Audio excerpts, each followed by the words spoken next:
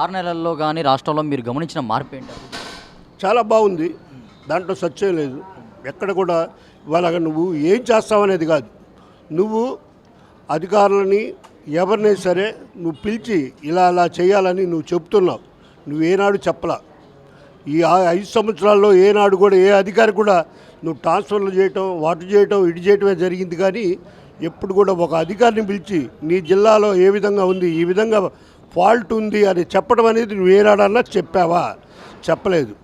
దాన్ని కొద్దిగా గమనించి ఇవాళ ప్రతి వాడు కూడా గమనించి ఆలోచించుకోవాలి. ఎందుకంటే మన రాష్ట్రాన్ని చాలా అప్పుల పాలు చేశారు. ఇవాళ తిరుపతి దేవస్థానం కానీ, కనకదుర్గ కానీ, అమరావతి కానీ, వైజాగ్ కానీ నువ్వెక్కడ కూడా అన్నీ కూడా తీసుకెళ్ళి తాకట్లో పెట్టావు. ఈ తాకట్టు ఎలా వసూలు చేయాలా, ఎలా తీసుకురావాలా? నీ బొమ్మలు పొలాల మీద వేసుకున్నావు, లాస్ట్కి బుక్కుల మీద వేసుకున్నావు, పిల్లలు నడిచే బూట్ల మీద వేసావు, బ్యాగుల మీద వేసావు. ఇంకెక్కడ లేదు నీ బొమ్మ. ఒక శ్మశానంలో తప్ప నువ్వు అన్ని చోట్ల వేసుకున్నావు. శ్మశానంలోనే నువ్వు అక్కడ కూడా నువ్వు సర్వే పెడితే ఆడ కూడా రాళ్ళు వేసుకునేవాడివి. శ్మశానంలో తప్ప నువ్వు ఎక్కడ కూడా నీ బొమ్మలు అవపడకుండా ఇచ్చేసావు. 99% ఆయన పరిపాలన బాగుంది. కాకపోతే ఏంటంటే సరైన అందుబాటులో అమౌంట్ లేవు కాబట్టి కొద్ది కుంటుపడతాం అనేది చెప్పుకోదగ్గ విషయం. ఆ విషయం దాన్ని ఒప్పుకోవాలా. ఇవాళ పింఛన్ల విషయంలో కానీ, ఎక్కడ విషయంలో కానీ అన్నీ కూడా జాగ్రత్తగా నడుస్తున్నాయి. నువ్వు కనీసం 1000 రూపాయలు పెంచడానికి 5 సంవత్సరాలు పట్టింది. ఇవాళ ఆయన వచ్చిన తర్వాత 3000, 4000 చేయడానికి 2 నిమిషాల టైం కూడా పట్టలేదు. ఇమ్మీడియట్గా 2 నెలలు ముందే ఇచ్చేసాడు. ఇవాళ మరి మందు తాగేవాడికి ఇవాళ మద్యం మేము కర్ణాటక తాగాల, తమిళనాడు తాగాల, మహారాష్ట్ర, తెలంగాణ తాగాల అని ఎవడు అంటంలా. ఇవాళ కంపల్సరిగా పోయి మన మద్యం మనం కొనుక్కొని తాగుతున్నారు. నువ్వు చాలా ఇబ్బంది పెట్టావు మద్యం దగ్గర. నీ సొంత బ్రాండ్లు, నీ సొంత నీ సొంత ఇలాగ పెట్టుకొని చేస్తున్నావు. దాన్ని మేము ఎత్తి చూపిస్తే నువ్వు వార్నింగ్లు ఇస్తున్నావు. ఇవాళకి కూడా నువ్వు వార్నింగ్లు ఇస్తున్నావు. ఆ వార్నింగ్లు ఇవ్వటం అనేది మానుకోకపోతే నువ్వు చాలా ఇబ్బంది పడతావు ఆ విషయంలో. ఎందుకంటే నువ్వు వార్నింగ్లు ఇవ్వటంలో నువ్వెక్కడ ఫెయిల్ అయ్యావు? మద్యం నిశ్చయిస్తా అన్నావు, చేసావా?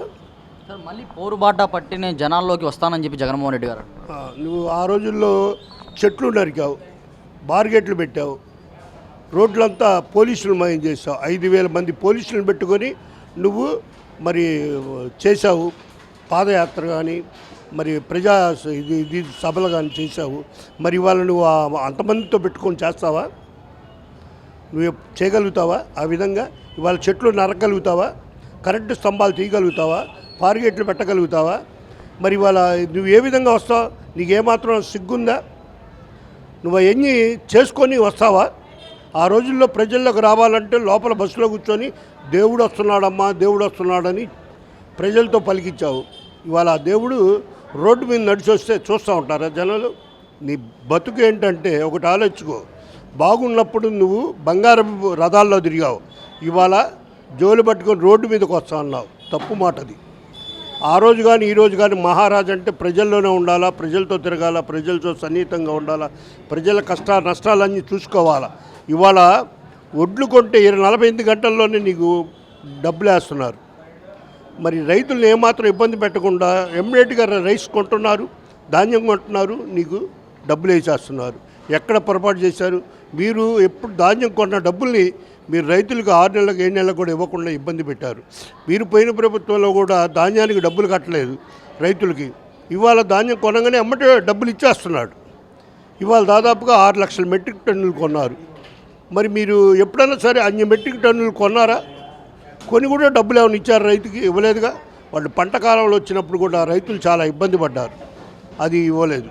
ఇవాళ నువ్వు మరి సర్వే పేరు చెప్పుకొని మిగులు భూములన్నీ ఎవరికి ఇచ్చావు? పేదలుగా ఏమైనా ఇచ్చావా? నువ్వు ఆక్రమించుకున్నావు. మిగులు భూములు సర్వే చేశావు, మిగులు భూములన్నీ ఏమైనాయి? ఆ మిగులు భూములన్నీ కూడా నువ్వే ఆక్రమించుకున్నావు. కానీ ప్రజలకు అనేది ఇవ్వాల. ఎక్కడ కూడా ఉసుగా కొల్లగొట్టావు. ఇవాళ ఉసుక ఎంతో తెలుసా?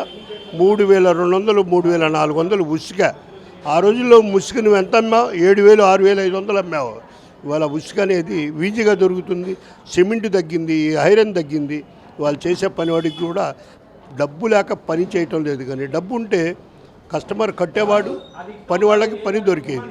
అది ఈ వీడియో నచ్చితే లైక్ చేయండి. అలాగే మా ఛానల్ ని ఫస్ట్ టైం కనుక చూస్తున్నట్టయితే ఇప్పుడే సబ్స్క్రైబ్ చేసుకుని పక్కనే ఉన్న గంట సింబల్ ని యాక్టివేట్ చేసుకోండి. అప్పుడే మేము పెట్టే ప్రతి వీడియో మీకు నోటిఫికేషన్ గా వస్తుంది. అలాగే ఈ వీడియో పూర్తిగా చూసినందుకు ధన్యవాదాలు.